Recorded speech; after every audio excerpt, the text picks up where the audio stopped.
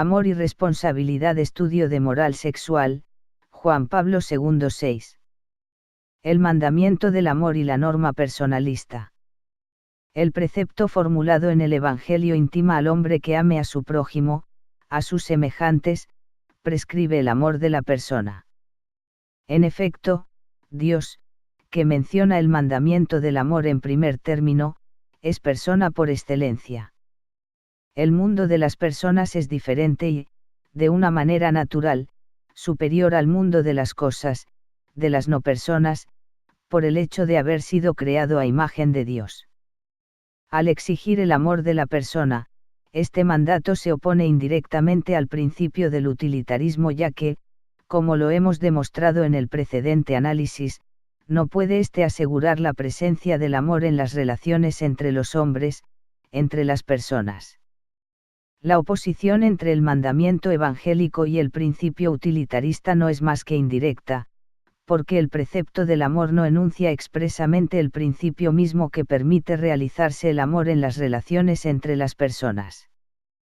Con todo, el mandato de Cristo está situado, si así puede decirse, en un plano diferente del principio del utilitarismo, constituye una norma en otro nivel, no se refiere directamente a la misma cosa. El mandamiento nos habla del amor respecto de las personas, mientras que el principio del utilitarismo señala el placer como la base no solo de la acción, sino también de la reglamentación de las actividades humanas. Analizando el utilitarismo, hemos constatado que, partiendo de la norma admitida por él, no llegaríamos jamás al amor. El principio del placer se nos atravesaría siempre en el camino hacia el amor, y ello sería por el hecho de que trataríamos a la persona como un medio que sirve para alcanzar el fin, en este caso el máximum de placer. El principio del utilitarismo y el mandamiento del amor son opuestos, porque a la luz de este principio el mandamiento del amor pierde su sentido sin más. Evidentemente, una cierta axiología queda todavía ligada al principio del utilitarismo: el placer es, según ella, no solo el único sino también el más alto valor. Renunciaremos de momento a analizarlo. Es, con todo, evidente que si el mandato del amor, y el amor, su objeto, han de conservar su sentido, es necesario hacerles descansar sobre un principio distinto que el del utilitarismo, sobre una axiología y una norma principal diferentes, a saber, el principio y la norma personalistas. Esta norma, en su contenido negativo, constata que la persona es un bien que no va de acuerdo con la utilización, puesto que no puede ser tratado como un objeto de placer, por lo tanto como un medio. Paralelamente se revela su contenido positivo: la persona es un bien tal, que solo el amor puede dictar la actitud apropiada y valedera respecto de ella. Esto es lo que expone el mandato del amor. Podemos decir, por consiguiente, que el precepto del amor es una norma personalista. Hablando estrictamente, se apoya tan solo en una norma semejante si se la considera como principio de doble contenido, positivo y negativo. No es, pues, una norma personalista en sentido estricto, pero viene a ser así. La norma personalista es un principio, norma fundamental, que constituye la base del mandamiento del amor, frente al principio utilitarista. Hay que buscar la base del mandamiento del amor en una axiología, diferente de la utilitarista, en otro orden de valores, y esta no puede ser más que la axiología personalista, aquella en la que el valor de la persona siempre es considerado como superior al valor del placer, y por esta razón la persona no puede estar subordinada al placer, no puede servir de medio para alcanzarlo.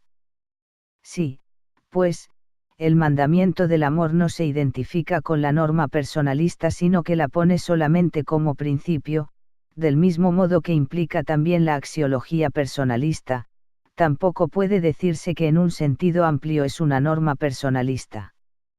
La fórmula exacta del mandamiento es: ama a la persona, mientras que la de la norma personalista dice: la persona es un bien respecto del cual solo el amor constituye la actitud apropiada y valedera. La norma personalista justifica, por consiguiente, al mandamiento evangélico. Tomándola con su justificación, por tanto, puede verse en ella una norma personalista. Esta, en cuanto mandamiento, define y ordena una cierta manera de relación con Dios y con los hombres, una cierta actitud que se ha de adoptar respecto a ellos. Esta forma de relación, esta actitud, están de acuerdo con la persona, con el valor que ella representa, luego son honestas.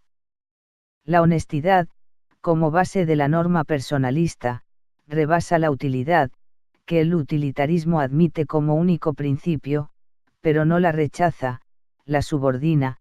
Todo aquello que es honestamente útil en las relaciones con la persona está comprendido en el mandamiento del amor. Al definir y recomendar una manera de tratar las personas, una cierta actitud para con ellas, la norma personalista, en cuanto mandamiento del amor, implica que esas relaciones y esa actitud sean no solo honestas, sino también equitativas o justas. Porque es justo aquello que es equitativamente debido al hombre. Ahora bien, es equitativamente debido a la persona el ser tratada como objeto de amor y no como objeto de placer. Puédese decir que la justicia exige que la persona sea amada, y que sería contrario a la justicia servirse de la persona como de un medio. En efecto, el orden de la justicia es más amplio y fundamental que el orden del amor, y este está comprendido en aquel en la medida en que el amor constituye una exigencia de la justicia. Es cierto que es justo amar al hombre o a Dios, amar a la persona. Pero, al mismo tiempo, el amor, si se considera su esencia, se sitúa más allá y por encima de la justicia, su esencia es diferente. La justicia se aplica a las cosas, bienes materiales o morales, como el buen nombre, por ejemplo, por consideración a las personas, se refiere a estas más bien indirectamente, mientras que el amor las atañe directamente. La esencia del amor comprende la afirmación del valor de la persona en cuanto tal.